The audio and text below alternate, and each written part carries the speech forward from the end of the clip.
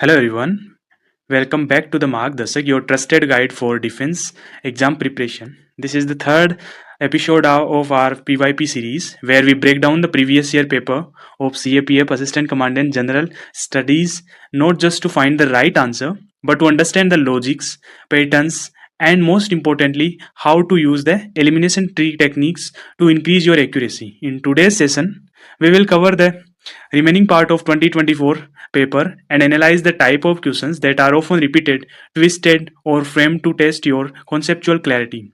So, if you are serious about cracking CAPF, CDS, or NDA exams, make sure to watch the video till the end and let's dive right into it. So we have done 40 questions in first two lectures. So for today lecture we will start with the 41st question. है ना?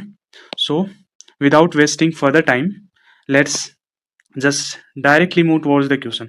So this question is from the geography part, and the question is that which one of the following process is a part of rock cycle, है ना? So there are basically we can divide the rocks into three. We can say the igneous rocks, metamorphic rocks, and sedimentary rocks, है ना? So there are the process for these rocks to interchange among themselves, है ना? So first is the, you can say, solidification of magma and lava is going to give birth to the igneous rocks, है ना? Then after the lithification, after the consolidation of the materials, the after lithification the sedimentary rock will be generated. Third is the metamorphism. In this process the metamorphic rock will be going to generated, है ना? Metamorphic is due to the temperature and pressure.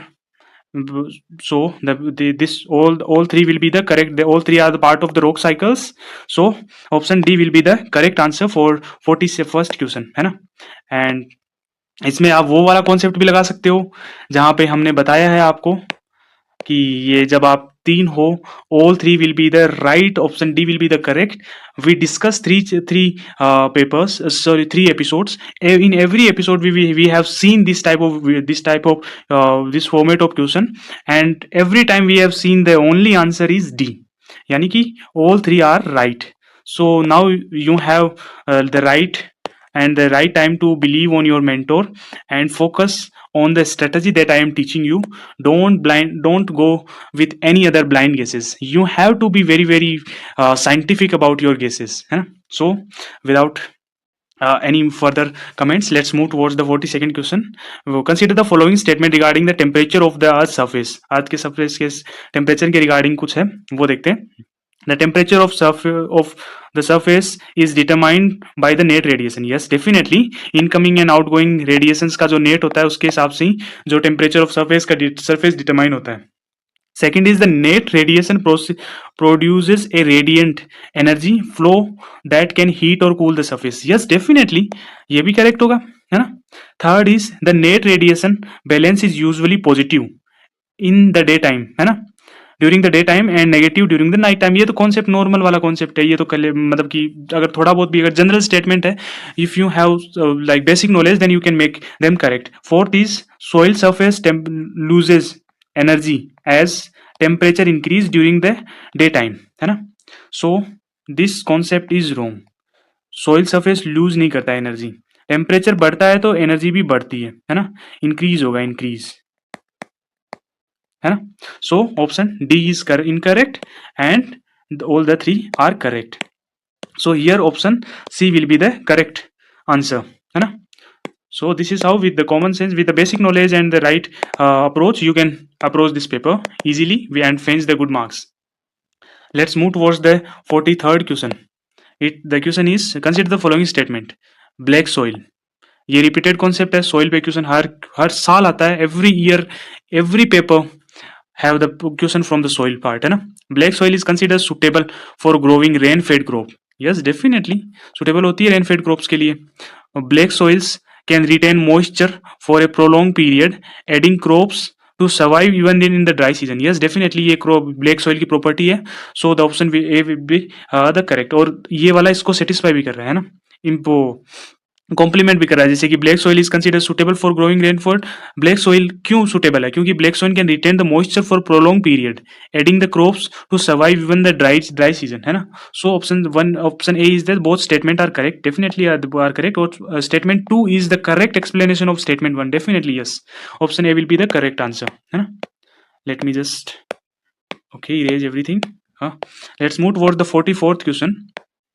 Okay, so which among the following countries is not part of Arabian Peninsula? Arabian Peninsula is basically part of the West Asia, जिसको middle east बोलती है ना। Okay, जिसको middle east बोला जाता है, मतलब कि वेस्ट के अकॉर्डिंग इसको मिडल ईस्ट बोला जाता है, बट ये वेस्टर्न पार्ट ऑफ एशिया है ना। सो इसका पार्ट है, तो कौन सा है जो अरेबियन पेनिनसुला का पार्ट नहीं है? अरेबियन पेनिनसुला अगर कॉमन सेंस से देखो तो एशिया का पार्ट है। यहाँ पे कंट्री देखो, कुवैत, ये भी एशिया की है, ओमान भी को एशिया से है ना, यमन भी एशिया का पार्ट है, लीबिया आपने सुना होगा ना, सुदान, लीबिया, सुदान, है ना, लीबिया सुदान को साथ में सुना होगा, ये अफ्रीकन कंट्रीज है ना। सो ये ओड वन आउट हो गया। अगर आप कॉमन सेंस से भी देखोगे तो ये क्वेश्चन डायरेक्टली हो जाएगा कि लीबिया पार्ट ही अफ्रीका का है, ये अरेबियन पेनिनसुला का पार्ट कहां से हो गया, है ना। सो इस हिसाब से आप कर सकते हो। 15 question is with reference to like ना southern coast of Australia, which of the following statement is correct. Southern coast of Australia के लिए कौन सा करेक्ट है ना। So first is it is situated along the Indian coast, Indian Ocean. Yes, definitely it is situated along the Indian coast. It experience rains during the winter months in December and January. No, ये इस time पे क्योंकि Australia का जो southern part है ना, वो उसमें आता है ये क्या नाम, सदर्न हेमिस्फीयर में। और सदर्न हेमिस्फीयर में क्या होता है कि है ना, जब हमारे समर्स होती है नदर्न हेमिस्फीयर में, तब सदर्न हेमिस्फीयर में विंटर्स होती है, और जब हमारी विंटर्स होती है नदर्न हेमिस्फीयर में, तो सदर्न हेमिस्फीयर में समर्स होती है। So option D is wrong, option B is wrong. Okay, option B is wrong, option A is correct. So we can say A is correct answer, है ना। Okay, so let's move towards the 46th question. Now we have few questions from the mathematics. So if you don't have the background and if you have the extreme knowledge, I will suggest you that just come here as zero knowledge and just listen my words. थोड़ा पढ़ इसको सीखो.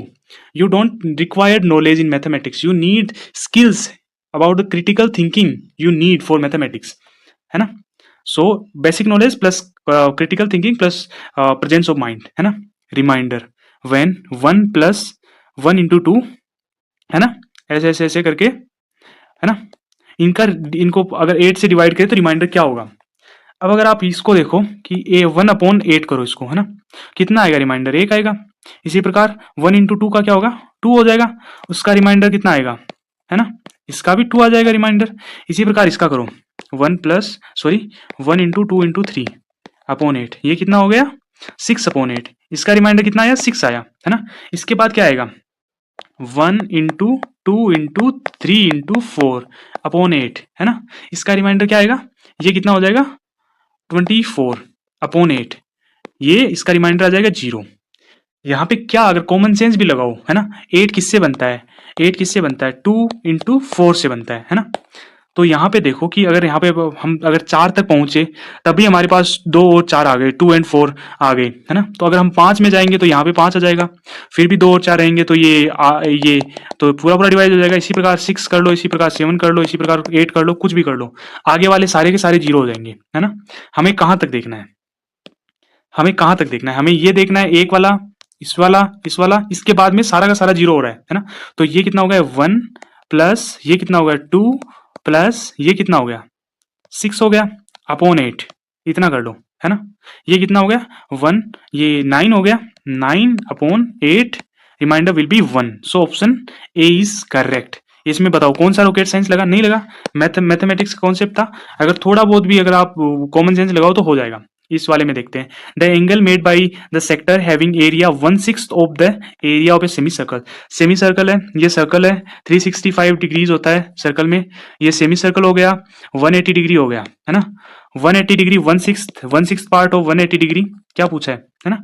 Sector having area 1/6 of the area of semi circle, ये 1/6 हो गया, इसका 1/6 कितना हो गया 30 हो गया, option B will be the correct answer. इसमें बताओ कौन सा रॉकेट साइंस लगा, इसमें कौन सा तुम्हारा वो एडवांस मैथमेटिक्स का नॉलेज लगा, नहीं लगा ना, बस बेसिक कॉन्सेप्ट लगा, जो आप अगर थोड़ा बहुत भी सोचोगे तो लग जाएगा, है ना। Let's move towards the 48th question, है ना। 48th question says which one of the following average of first five multiples of each of the numbers from 11, 12, 13 and 20। First five numbers क्या होते हैं, माना कि फर्स्ट नंबर x है ना, sorry n है ना, तो सेकंड क्या होगा उसका मल्टीपल 2n, फिर 3n, फिर 4n, फिर 5n, हो गया, है ना। इनका एवरेज कितना होगा, n plus 2n plus 3n plus 4n plus 5n, ये कितना हो गया 1 2 3 4 5, डिवाइड बाई 5 कर दो, है ना। कितना हुआ 9 9 12 12 14 15 15n अपॉन 5, तो कितना आया एवरेज, कितना आया 3n आ गया इनका एवरेज। कॉमन सेंस भी लगाओगे तो भी हो जाएगा ये, मैंने इतना फालतू में बताया आपको, इतना भी लगा लो। बीच वाला कौन सा है 3n आ रहा है ना, तो ये हो गया। एक तरीका और है, फर्स्ट वाला लास्ट वाला इनको जोड़ो 6n डिवाइड बाई 2, कितना आ गया 3n आ गया। ये वाला जोड़ लो 2n 4n 6n upon 2 3n आ गया। ये कब आता है, जब कॉन्जिक्यूटिव होता है ना, जब 1 2 3 4 ऐसे वाला होता है, 7 वाले नंबर्स होते हैं ना, तब होता है। तो हमारा क्या आया था एवरेज, क्या आया था 3n आया था, है ना। अब क्या करना है multiple of each numbers 11 to 11 12 13 14 20 तक है ना, तो ये क्या होगा n का वैल्यू हम 11 टू 20 तक करना है ना। So now the average will be 3 into 11 plus 12 plus 13 ऐसे ऐसे करके 20 तक, है ना, अपॉन कितने नंबर है 11 से लेके 20 तक 10 नंबर्स है ना। So the average will be according to let's solve this, ये 3 इंटू ये कितना हो गया 155 हो गया, ये अपॉन 10 हो गया, फिर ये आ गया कितना हो गया ये 5 6 एंड 4 अपॉन 10, ये आ गया 46.5, है ना। अब कुछ कुछ को दिक्कत भी होती है ना, जस्ट ए बेसिक कॉन्सेप्ट बता देता हूँ। जैसे ये होता है इनको मतलब कुछ कुछ को ये ऐड करने में भी इश्यू होता है, मतलब काफ़ी टाइम लेते हैं ना, थोड़ा बहुत कॉन्सेप्ट से बता देता हूँ आपको। 18 90 20, यहाँ पे सबसे इजी नंबर कौन सा लग रहा है, बीच वाला पकड़ो, 15 पकड़ लिया, है ना। अब फिर इनको करो, ये कितने हो गए, है ना, ये इनका एवरेज कितना हुआ 15 हुआ, तो इन दोनों का कितना हो गया ये 30 हो गया, इनको पकड़ो, ये वाला 30 हो गया, इसी प्रकार इसको पकड़ो, ये वाला भी 30 हो गया, है ना। फिर इसी प्रकार इनको पकड़ो, इनका भी 30 हो गया, है ना, ये 20 बच गए। सो नाउ 30 30 60, ये 60 60 120 120 140 140 प्लस 15 कितना हो गया 155, बताओ कितना टाइम लगा।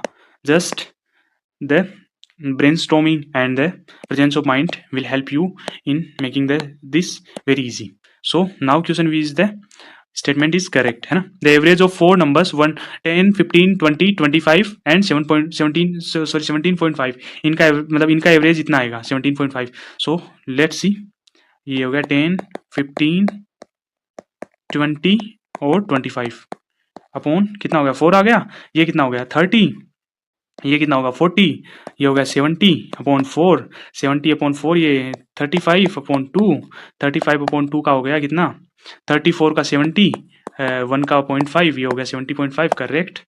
Let's move towards the second, if A B C are three different natural numbers such that A plus B plus C is equal to A B C, then the average of A B and C is 3। ये वाला देखना है, ऐसा number सोचो जो कि ए पर जिनका जब हम वो सम करें तो उनके मतलब कि मल्टीप्लाई के इक्वल टू 3 नंबर ऐसे सोचो। तो ऐसा तो एक ही आता था हमें 1 2 एंड 3, जो सबसे इजी है उसको करके देख लेते हैं। 1 plus 2 plus 3 is equal to 1 into 2 into 3, है ना, ये आ रहा है। ये कितना हुआ, ये हो रहा है 6, ये हो रहा है 6, यस डेफिनेटली।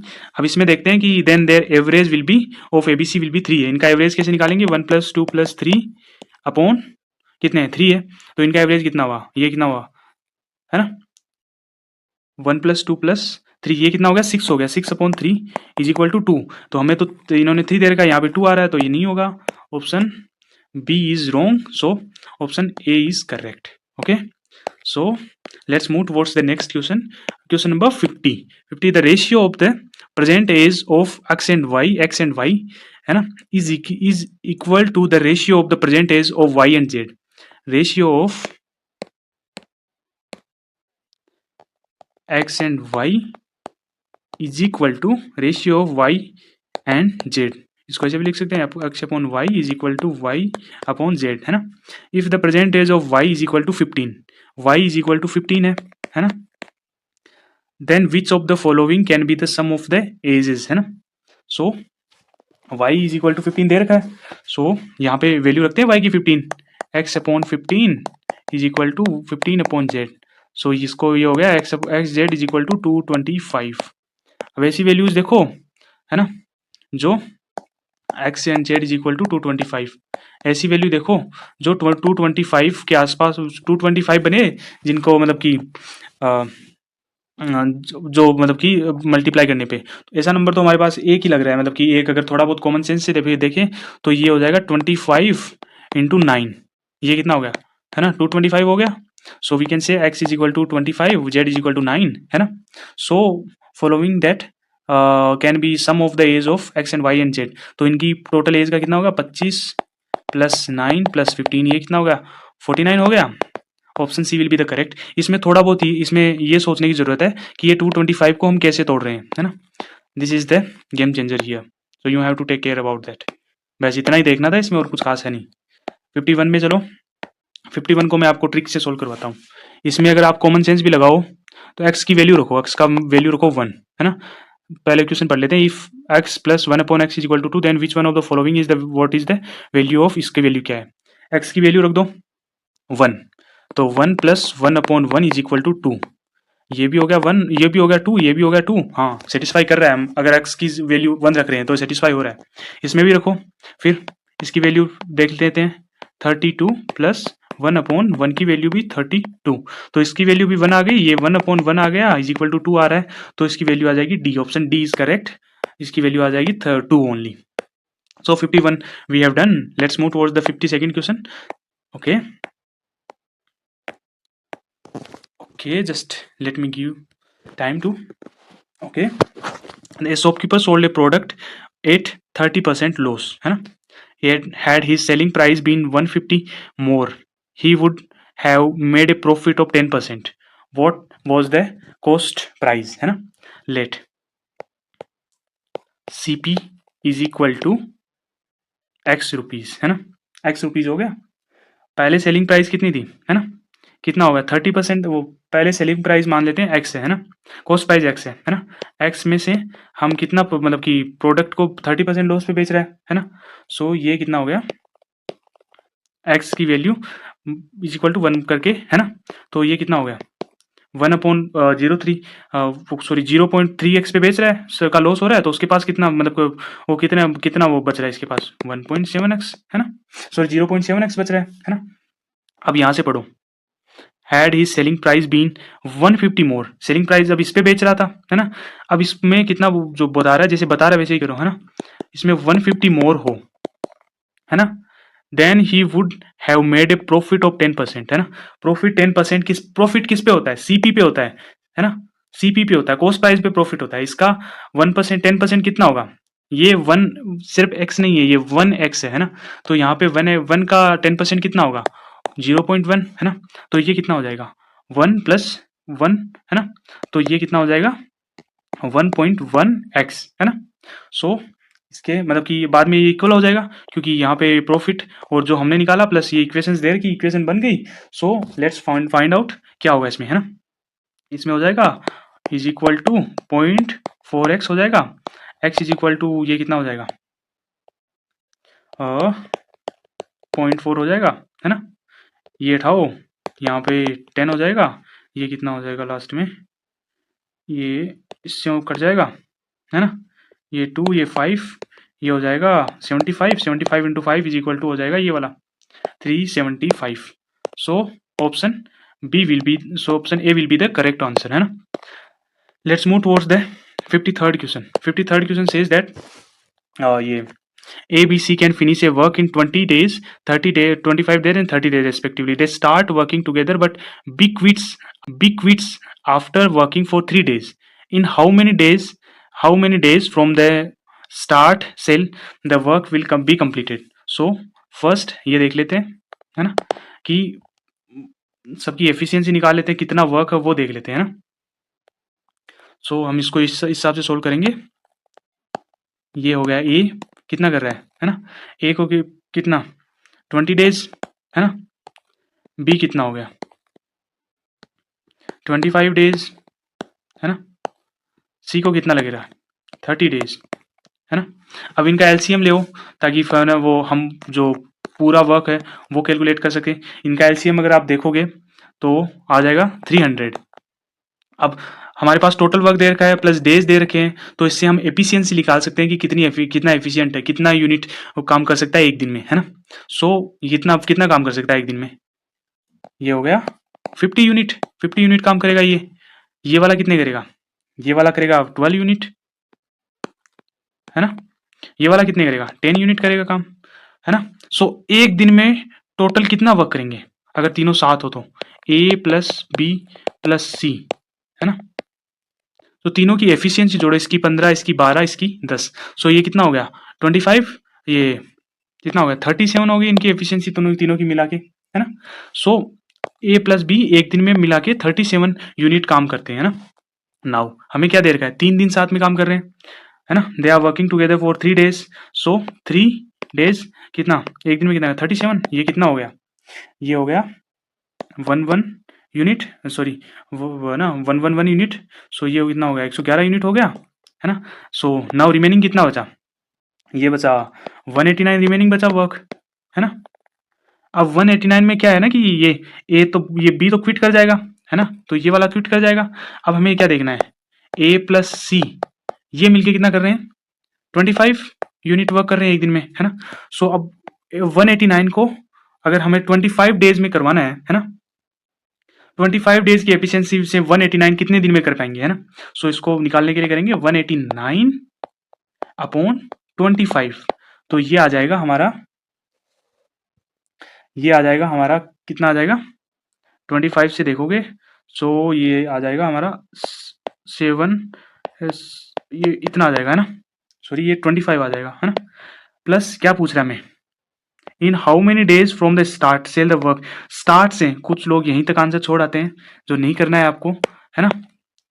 हालांकि दे नहीं रखा बट मोस्टली ये होता है कि वो ऐसा भी देते हैं एक ट्रेप क्वेश्चन के तौर पे, है ना. सो टोटल कितना हो गया ये प्लस 3 डेज और थे जिसमें तीनों ने साथ काम किया था, प्लस 3 हो गया, है ना. सो ये हो गया इतना 10.10 14 ratio 14 upon 25.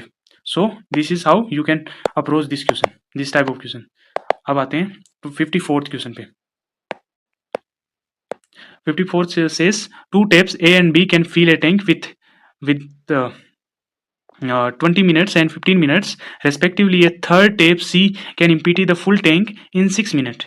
After tape A and B fill the tank for 5 minutes, tape C is open to empty while A and B continues to fill it. In how many minutes after the start cell the tank get empty, है ना. ये भी बहुत ज़्यादा basic question है. इसमें भी अगर आप तो वो वाला पहले वाला कॉन्सेप्ट लगाओ तो ये हो जाएगा, है ना. So let's discuss that concept. A fill करता है, बी फिल करता है, सी एम्प्टी करता है, खाली करता है ना. ए को कितना लगता है 20 मिनट्स, बी को कितना लगता है खाली करने में 15 मिनट्स, है ना. मतलब भरने में कितना टाइम लगता है, सी को खाली करने में कितना लगता है ना 6 मिनट्स, है ना. सी को 6 मिनट्स लगते हैं. इनका अगर एलसीएम ले हम तो वो आ जाएगा 60. इससे इसकी एफिशिएंसी निकालेंगे कितनी आ गई 3. इससे इसकी एफिशिएंसी कितनी आ गई 4. इससे कितनी आ गई 10, है ना. ये खाली कर रहा है तो ये माइनस होगा, है ना. ये भर रहे हैं तो ये प्लस होगा. They are filling so they will be in positive and na the option C is like na taking the water out from the tank, so it is minus, it will be minus. So now what is asking a third tape C can empty. Okay, after the tape A and we fill the tank for 5 minutes. यानी कि 1 minute की इतनी 1 minute में इतना भर सकते हैं, ये इतना भर सकता है ना। सो ए एंड बी मिलके कितना भरेंगे, ए प्लस बी की एफिशिएंसी कितनी हो जाएगी, 7 हो जाएगी, प्लस 7 है ना। सो 1 मिनट में दोनों मिलके 7 यूनिट वाटर भर देते हैं ना। हम 5 मिनट का पूछा है कि 5 मिनट में कितना करेंगे, है ना। तो 5 × 7 is equal to 35 units 5 minute में फिल कर देंगे, है ना। अब क्या पूछा है ना, द टेप सी। तो रिमेनिंग कितना बचा हमारे पास, कितना बचा, ये 25 बचा, 25 यूनिट्स रिमेनिंग बचा, है ना। अब 25 यूनिट्स के लिए देखते हैं कि कितना रहता है। ओके, सॉरी 25 यूनिट्स का तो काम ही नहीं है ना, हमें तो ये वाला 35 यूनिट ही देखना है कि ये कितने में खाली करेगा। सो यहाँ पे हो गया सी इज ओपन ऑल्सो, है ना। तो सी को भी ओपन कर दें, तो यानी कि ए प्लस बी प्लस तीनों के साथ कर दे, ए प्लस बी प्लस सी। तो ये हो गया 3 + 4, ये 7 हो गया, -10 है तो ये -3 हो जाएगा। यानी कि कहने का मतलब ये है कि अगर इन तीनों को साथ में खोलेंगे तो ये तो 7 यूनिट भरेंगे, बट ये 10 यूनिट खाली कर देगा, है ना। तो नेट पोज हमारे पास नेगेटिव में हो जाएगा, यानी कि 3 यूनिट पानी वो खाली होगा, टैंक 3 यूनिट से पर मिनट से खाली होगा। सो हम ए बी एंड सी को -3 कर देते हैं। अब हमारे पास क्या दे रखा है कि in how many minutes after the start shall the tank get empty. अब तीनों के स्टार्ट करने के बाद टैंक कितनी देर में खाली हो जाएगा, ये देखना है हमें। सो हमारे पास कितना भरा, कितनी यूनिट भरे 5 मिनट में, 35 यूनिट्स भरे, 35 यूनिट्स भरे, है ना। कितना खाली कर रहा है, 3 यूनिट खाली कर रहा है, ये वाला 3 यूनिट खाली कर दिया। ये कितना बचा, ये कॉमन, यहाँ पे ऑप्शंस को पूरा सोल्व करने की जरूरत नहीं है, थोड़ा बहुत अगर आप देखोगे तो ये मतलब कि ये 33 + 2 है, 33 + 2, अगर 33 देखो तो डायरेक्ट 11 हो जाएगा, ये होगा 2/3, है ना, डायरेक्ट हो जाएगा। इतना ही करना है आपको, पूरा नहीं करना, पूरा सोल्व नहीं करना है आपको, टाइम बचाना है जितना बचा पाओ। तो ऑप्शन ये भी हो गया। Let's move towards the 54th question. Okay Okay, A and B start at the same time to reach the same destination. B traveled at 5/7 of A's speed and reached the destination 1 hour 20 minutes after A. What was the time taken by B to reach the destination? इसमें पूछा है कि B को time कितना time लगा, है ना। सो यहाँ पे देखो, B traveled at the 5/7 of the speed of A, यानी कि B की स्पीड 5/7 है ना। तो यहाँ पे लेट ए की स्पीड कितनी है, स्पीड ऑफ ए, ये से डिनोट कर लेते हैं इसको, रुको 1 minute, let me erase it, है ना। स्पीड ऑफ ए लेट करो, है ना, इज इक्वल टू 7 है ना। स्पीड ऑफ बी कितनी हो जाएगी, 5 हो जाएगी, क्योंकि 5/7 है। कॉमन सेंस लगाओ, बी ट्रेवल बाय 5 मतलब बाय है ना 5/7, यानी कि बी की स्पीड कम होगी तो बी की 5 हो गई, है ना। So reach the destination 1 hour 20 minutes later. So यहाँ पे टोटल डिस्टेंस का ये है कि हम कितनी माने, है ना। तो हमें ऐसी डिस्टेंस माननी चाहिए जो दोनों से डिवाइड हो पाए। So now we can go with the LCM, that will be 35। So we can say that total distance is equal to 35, है ना, 35 kilometre. Okay, so now what we have to do, यानी कि A को कितना time लगा, now we have to find the time, है ना। So ये speed is equal to distance upon time होता है ना। Now we have to know the time, time is equal to distance upon speed, है ना। सो टाइम ए को कितना लगा is equal to distance 35 upon speed कितनी है, स्पीड कितनी, ए की स्पीड कितनी है 7, तो ए को कितना लगा 5 है ना। 5 यूनिट टाइम लगा, 5n यूनिट, 5n मान लेते हैं इसको, है ना, इनको n मान लो, 5n, ये 15n मान लो इसको, 15n किलोमीटर्स, है ना। 5n मिला टाइम लगा, यही टी बी मान लो, टी बी कितना होगा 35n अपॉन कितनी स्पीड है, 5n की स्पीड से जा रहा है, ये कितना हो जाएगा 7 होना जाएगा। सो द डिफरेंस बिटवीन ये T A is equal to 5n, 5 time लग रहा है, एंड टी बी को कितना टाइम लग रहा है 7n टाइम लग रहा है। डिफरेंस कितना है हमारे पास, क्या दे रखा है, द डिफरेंस ही तो दे रखा है, 1 hour 20 minutes का, है ना। यहाँ पे कितना डिफरेंस आ रहा है, 2n का डिफरेंस आ रहा है। लेट मी जस्ट इसको मिटा देता हूँ सबको, जैसे कि टाइम कुछ वाला मिटा देते हैं पोर्शन, ताकि इजी रहे।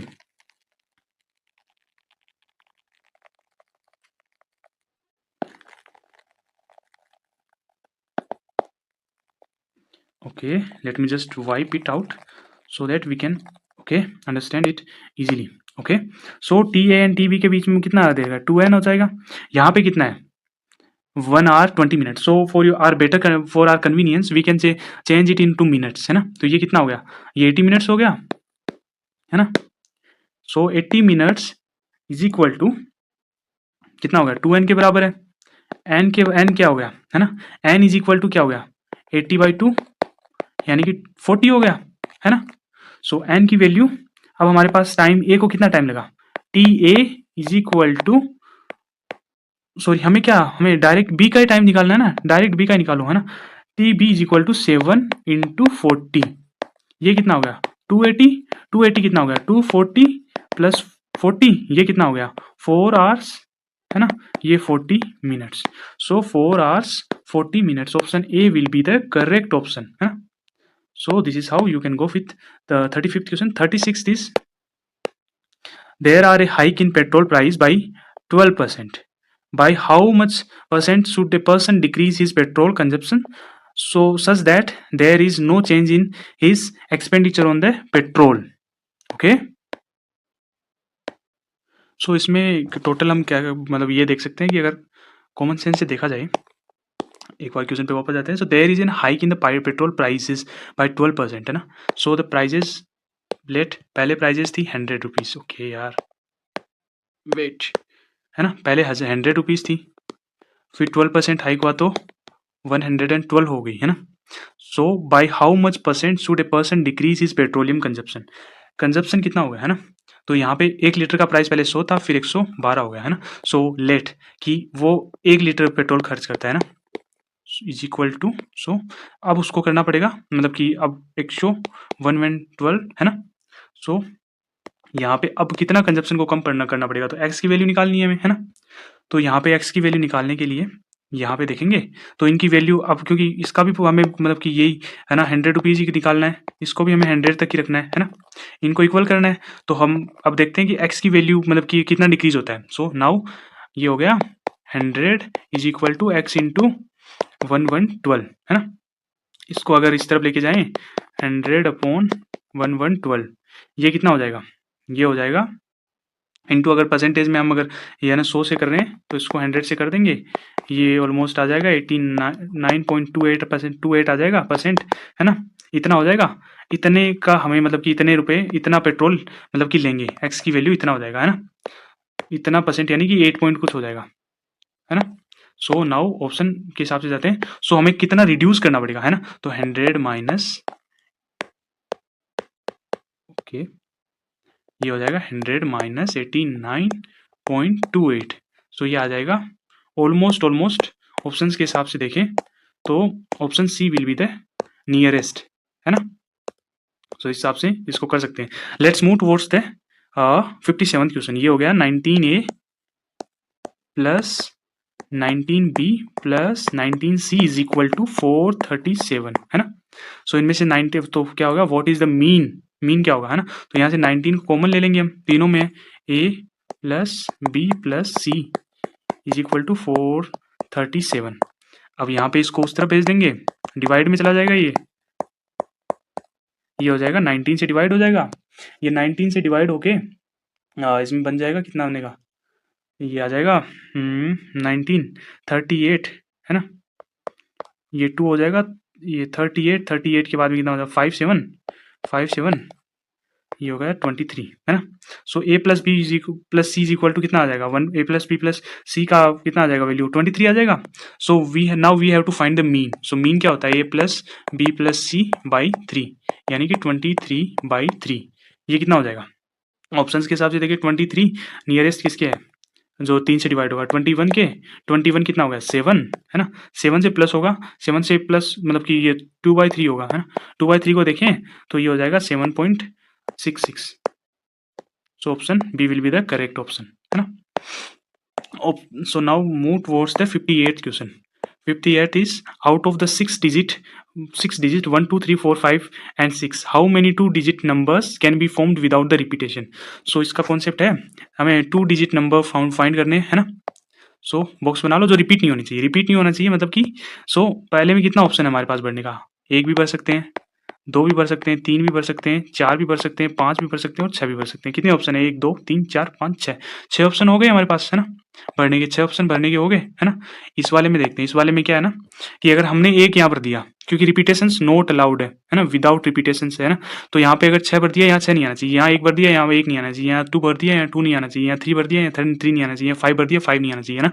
तो यहाँ पे हमारे पास ऑप्शंस कितने बचे? 5 ऑप्शंस बचे, यहाँ पे 6, यहाँ पे 5, so total is 5 × 6 is equal to 30। So हमारे पास ऑप्शन सी हो जाएगा।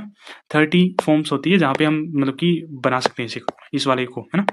Now move towards the 59th question. 59th question says a train travel at a speed of 60 kilometers per hour cross a platform in 20 seconds, है ना? The same train crosses a person who is walking at the speed of 6 kilometer per hour in the same direction as that of the train in 12 seconds. What is the length of the train that is of the platform? सबसे पहले train length वाले में देखते हैं। सो इसमें train की speed क्या दे दी है? ST इज इक्वल टू, ये हो गया 60 किलोमीटर पर आवर। ये क्या होता है ना, मेन की स्पीड दे रखी है तो इसको मीटर्स में कर लेते हैं, उसमें थोड़ा इजी रहेगा। तो ये हो जाएगा 5/18 से डिवाइड, इसको मल्टीप्लाई कर देंगे, इसको मतलब ये कटेगा नहीं तो पूरा अन्य काट के इसको ऐसे छोड़ देंगे। ये कितना हो गया? ये कटा के कितना आ जाएगा? ये आ जाएगा 50/3 मीटर पर सेकंड, है ना? इसी प्रकार हम मेन की स्पीड देख लेते हैं, वो कितनी दे रखी है?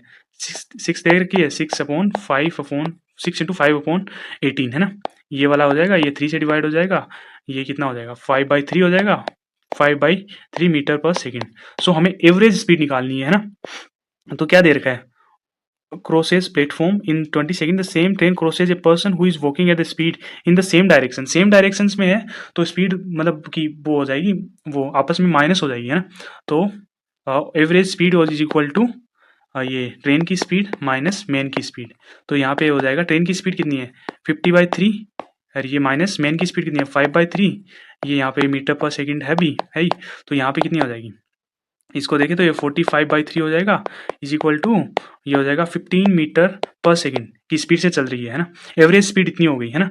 अब मेन को क्रॉस करने में कितना टाइम लग रहा है?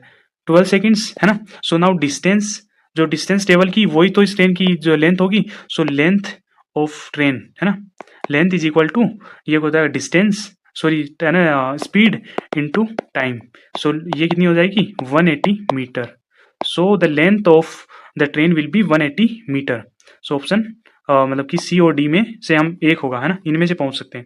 So now let's move towards the second part of the question, that is what is the platform की क्या ना वो रिस्पेक्टिव में कितना होगा, है ना? तो प्लेटफॉर्म के लिए कितना होगा?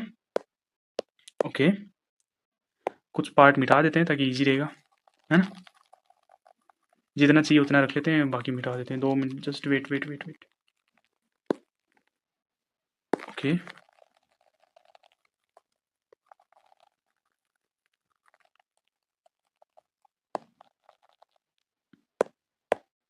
ये कितना हो गया? 180 मीटर हो गया।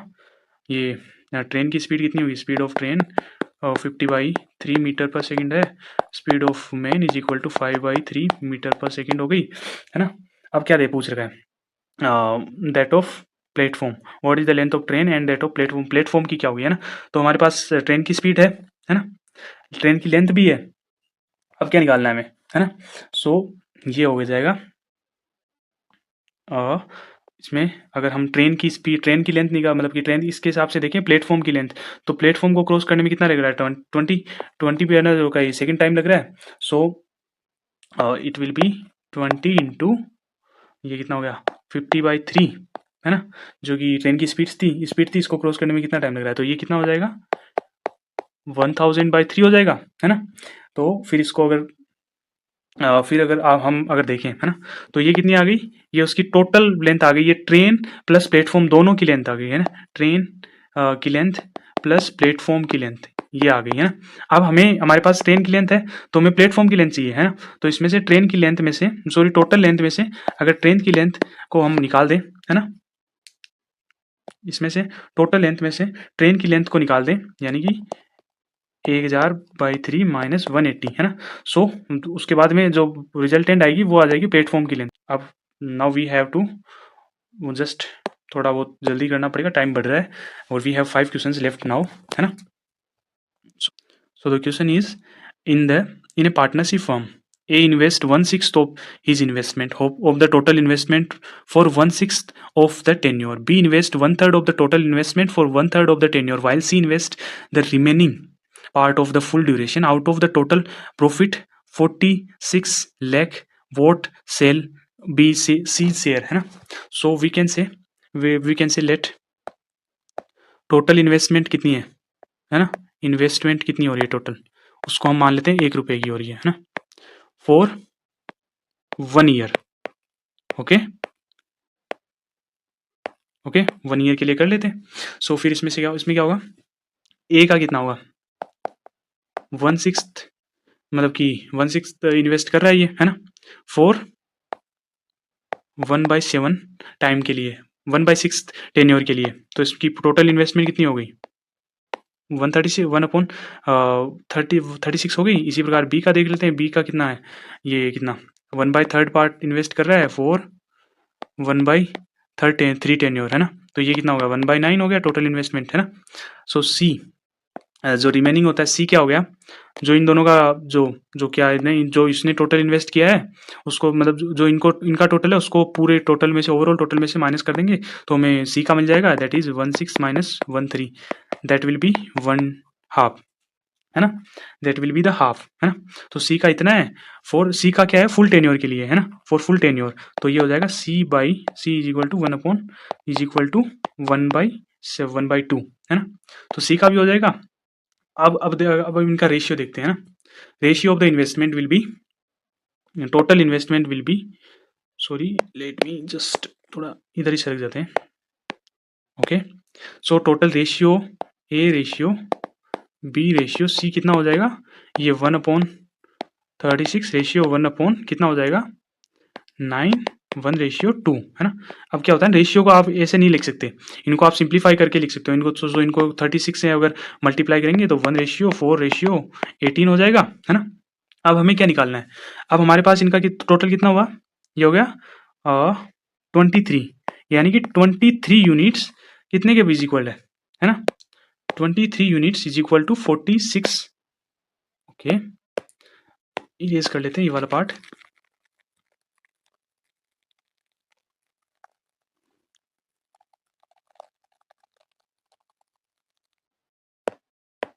यानी कि 23 यूनिट्स इसी के बराबर है ना.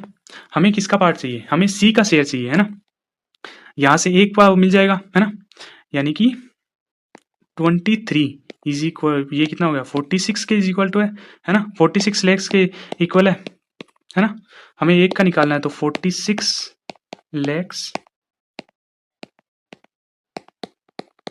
अपॉन 23 हो जाएगा. हमें किसका निकालना है, सी का है. सी का कितना पार्ट है,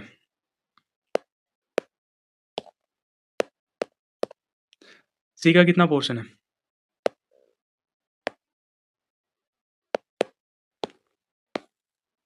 सी का देखोगे तो हमारे पास कितना 18 है. तो सी को इससे मल्टीप्लाई कर देंगे, है ना. सो दो बाद में जो ओवरऑल आप कैलकुलेशन कंप्लीट करोगे तो option D will be the right answer, है ना. So you can complete the now the remaining, आप कैलकुलेशंस कर पाओगे, है ना. सो इस हिसाब से ये हो गया, थोड़ा बहुत कॉमन सेंस लगाओगे सारे हो जाएंगे, इसमें कोई बड़ी बात नहीं है ना. ये वाला करते हैं, the sum of the ages of A and B, A plus B कितना है 22, the product of their ages 2 years back, है ना. ए में से भी 2 माइनस करो, a माइनस 2, प्रोडक्ट तेरे का है b माइनस 2, कितना है 77 है ना. यहाँ से हम b की वैल्यू निकाल सकते हैं, b इज इक्वल टू हो गया 22 माइनस ए हो जाएगा. इसको यहाँ पे रखते हैं, a minus 2 is equal to b की वैल्यू क्या है 22 माइनस ए माइनस 2 हो जाएगा, इज इक्वल टू 77 हो जाएगा, है ना. सो यहाँ पे कितना हो जाएगा, ये हो गया a माइनस 2, ये कितना हो जाएगा 20 माइनस ए हो जाएगा, इज इक्वल टू 77 हो जाएगा. ये कितना हो जाएगा 20a है ना, minus A square minus 40 minus 2a is equal to 77, है ना. इसको करोगे आप सोल्व, माइनस का स्क्वायर माइनस का 18 है ना, सॉरी प्लस का 18 ये माइनस का कितना हो जाएगा 40, ये इधर आएगा माइनस का 77, ये हो जाएगा 0। सो इसको आगे सिंप्लीफाई कर देंगे, ये वाला माइनस प्लस हो जाएगा, ये square is equal to minus का 18 माइनस ये कितना हो जाएगा 117 हो जाएगा इज इक्वल टू 0। अब यहाँ पे ये वाला पॉजिटिव हो जाएगा क्योंकि इसका सारों का मतलब जो हमने साइन चेंज कर दिया ना, इसको ऐसे डिवाइड करो कि जब जो इनका टोटल हो वो मतलब 18 हो और जिनको मल्टीप्लाई करने पर 117 आ जाए, है ना। तो ऐसे इसको डिवाइड कर सकते हैं, a माइनस 13 a माइनस 9 है ना इज इक्वल टू 0, है ना। यहाँ से आ जाएगा a की वैल्यू या तो 13 है ये या 9 है ना। a की वैल्यू 13 रखे, देखो उसमें 13 plus b is equal to कितना दे रखा था, इस वाले में रखो 22 है ना, ऊपर ही रख देते हैं। a की वैल्यू पहले a इज इक्वल टू 13 रखो, है ना। सो ये हो गया 13 plus b is equal to 22। तो b का क्या हो गया 9 आ गया वैल्यू, a की वैल्यू दूसरी वैल्यू कितनी थी 9 थी, तो 9 plus b is equal to 22। So b की वैल्यू कितनी हो गई 13 हो गई, है ना। हमें क्या पूछा है the value of the differences of their current age, है ना। तो डिफरेंस कितना हो गया 13 minus 9 is equal to 4। So the difference will be the 4, option C will be the correct answer. Okay, let's move towards the next question, 32nd question, sorry 62nd question, है ना। 62nd question क्या बोलता है, shopkeeper sell two items A and B, item B coast बी's cost price is equal to is twice of the cost price of A, है ना। एक minute, कितनी है B की कॉस्ट प्राइस कितनी है, CP of B is equal to twice of CP of A, है ना। सो कितना दे, शॉपकीपर सेल आइटम्स ए 10%, इसको 10% पे बेचता है, इसका मतलब कि प्रॉफिट पे, इसको 20% पे बेचता है। इसमें अगर आप कॉमन सेंस भी लगाओ, यहाँ पे यहाँ पे अगर बी का मतलब कि सेलिंग प्राइस अगर 100 है ना, तो मतलब कि सॉरी इसको 100 मान लेते हैं ना। ओके हाँ, अगर बी की सेलिंग प्राइस को अगर हम 100 माने तो ए की कितनी हो जाएगी, ये भी 100 हो जाएगी, है ना। दोनों की सेलिंग प्राइस इक्वल है, सॉरी कॉस्ट प्राइस इक्वल है, तो ये हो जाएगा दोनों की 100 हो जाएगी, है ना। अब क्या देखना है हमें, ए पे कितना हो रहा है, यहाँ पे ए कितना होगा 50, बी कितना होगा 100, तो यहाँ पे कितना हो रहा है प्रॉफिट 10% हो रहा है, ए पे 10% प्रॉफिट ले रहा है ना। सॉरी ये हमने गलत कर दिया, थोड़ा सा उल्टा कर दिया इसको, है ना। ये हो जाएगा, एक मिनट, इसका 10% हो जाएगा,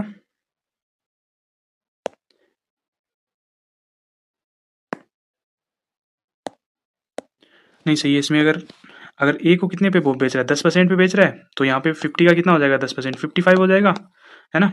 बी को कितने बेच 20% पे बेच रहा है, तो ये 100 का हो गया 120 हो गया, ये कितना हो गया 100 प्लस 50, पहले की दोनों की कॉस्ट प्राइस थी 150, है ना। Now it's not working for me, 150 है ना, अब की बढ़ के हो गई ये 120, है ना, अपॉन 120 प्लस 55, ये कितना हो गया 175 हो गई, है ना। कितने का डिफरेंस आ गया 25, है ना, 25 का आ गया, अपॉन कितने पे आया, टोटल प्राइस तो इतनी थी 150 इंटू 100 करोगे, ये कितना 17 गया, है ना। इनको अगर आप काटोगे ये कितना हो जाएगा, ये 3 हो जाएगा, ये 2 हो जाएगा, ये कितना हो जाएगा 50/3, 50/3 को करोगे तो ये आ जाएगा 16.66, है ना। तो इस हिसाब से ये करेक्ट हो जाएगा आपका। अब now let's move toward the 63rd question.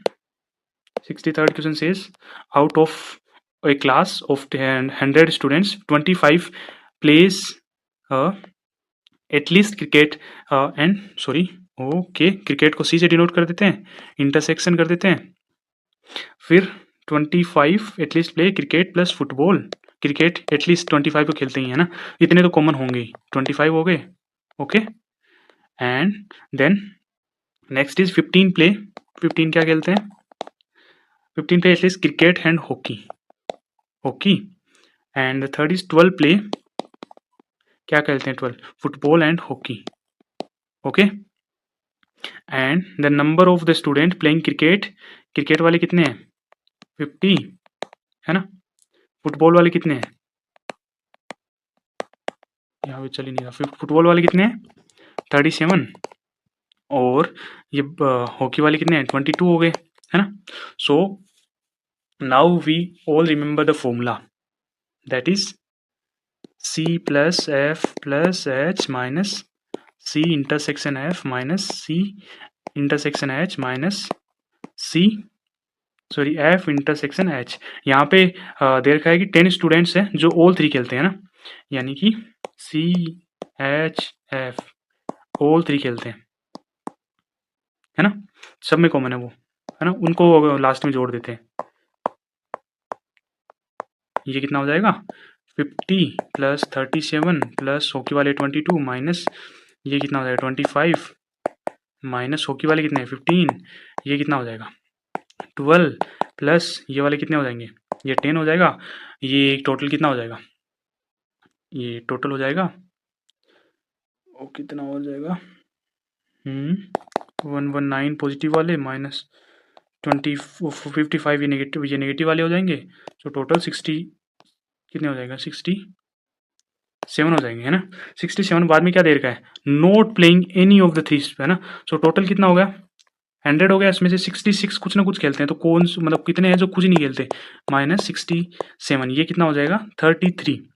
Option A will be the correct option, 33 है जो कुछ नहीं खेलते, है ना, okay. Let's move toward the 64th question, we are running out of the time today and the class already extend double of the time, है ना।